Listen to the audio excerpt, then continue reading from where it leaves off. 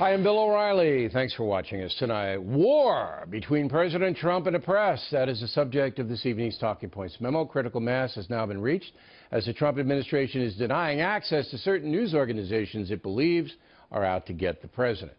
Also, in an act of defiance, the president announced he will not show up to this year's White House Correspondents' Dinner in April. He does, however, want everybody to have a good time. If this political controversy were a legal case, and if I were the judge, I'd have to recuse myself. That's because for the past 20 years, I've watched the liberal media in America scorch the Fox News channel and the people who work here, including me. The attacks are personal, relentless, and often dishonest. Just last week, after Alan Colmes passed, a far-left smear website vilified him as a weak liberal, a calculated pawn for this network. Does it get any worse than that? No, it does not. So there's no question that if the national media does not like your politics, it will try to hurt you, even if you're deceased. Anyone denying that is a deceiver. Of course, the Trump administration is well aware of this. It knows the media is desperately trying to link the Trump campaign to Russia and will use anonymous sources to drive that narrative in the hope the election will be perceived as invalid. By the way, we do not use anonymous sources here. I've been told plenty of bad stuff about Hillary Clinton and Donald Trump, but without attribution, it's not going to be reported. The president also understands that certain news organizations despise him to the point that employees actually fear for their jobs if they say positive things about him. Many left-wing editors and executives believe Mr. Trump's positions on illegal immigration, Muslim terrorism, global warming, abortion, crime, and just about every other issue define the president as a dangerous man who must be destroyed. Therefore, anyone supporting him cannot be tolerated. There will be no détente. The gulf is too wide. It will be one nasty media confrontation after another until the president leaves office. Now, it's difficult to see how this awful situation benefits anyone. The country's not helped by all the acrimony. Talking Points believes the president has a right to defend himself, but should do so using facts. If a report is wrong, fake news, have Sean Spicer vividly refuted in detail. If access is denied to certain press organizations, again, specifically spell out why. If you don't, you come off as petulant. Facts will always win the debate, always, as we prove on this program every night. As for the Correspondents' Dinner, the president's smart for not going.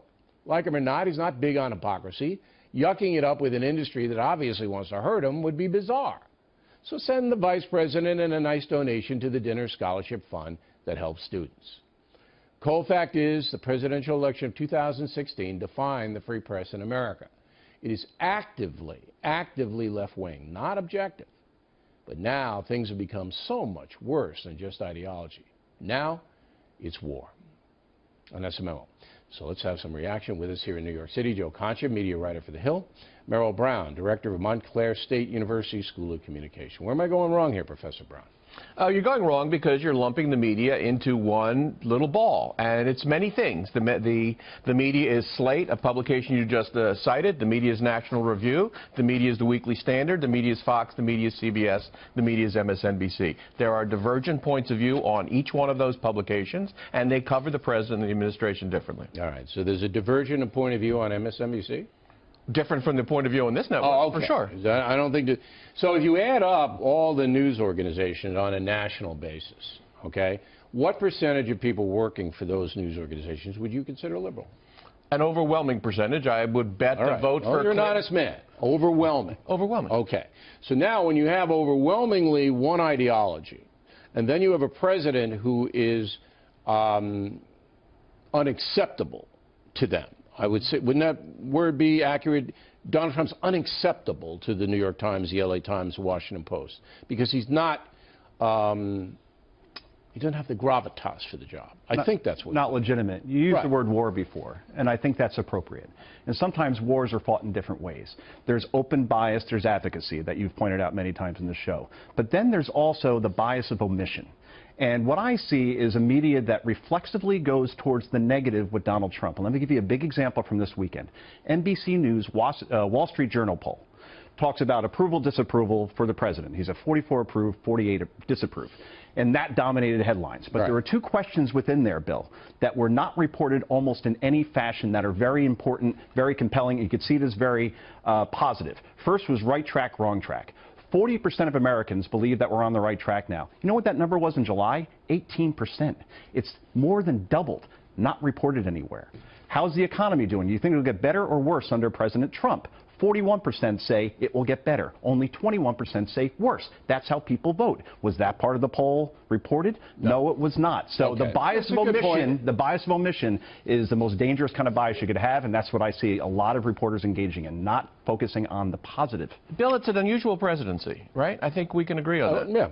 And Trump is an unusual president. Right. And he's not released his tax returns where all his predecessors in recent times have. That's likely to create a level of tension between press and president that I think you and I could agree is legitimate. No, I'm not so upset about. I mean, I wish he would, because that's always better to have a full view of the leader. But that's not a major issue for me, releasing a tax return. He's a businessman. You assume that he's taken a lot of deductions and a lot of things like that, depreciations, which will not be reported accurately by the press. It won't. He knows it. But let me throw this at you. Fox News poll out today, just out, all right? 55% of the American people have no confidence in the media, Professor. 55%. Why do you think that is? It is because there's been a history of inadequate coverage by the media of lots of things, right and left. You don't think it's a Trump thing? I think it's in part a Trump thing. The media have been hard on Trump, and the 40% of the country that supports him don't like that. Do you think the media was hard on President Obama? The media was not as hard on President Obama as they've been on President Trump. See, right there you have a rigged system. It's rigged. Trump likes that word. It's rigged. But it is rigged, and it shouldn't be, because this is too important. Now, you say it's a war, and obviously Talking Points agrees with you. I don't. Talking Points does. Oh, of course. He's a good guy, Talking Points. And people don't understand that when you can use Talking Points as a device. It's a literary device. But anyway, let's get back to you. Yes. I don't see the war ending. I just can't see it, because the press has hardened its left-wing viewpoint. It's hardened it. And Trump is never going to give in to them, ever. The war began under President Obama, I would argue.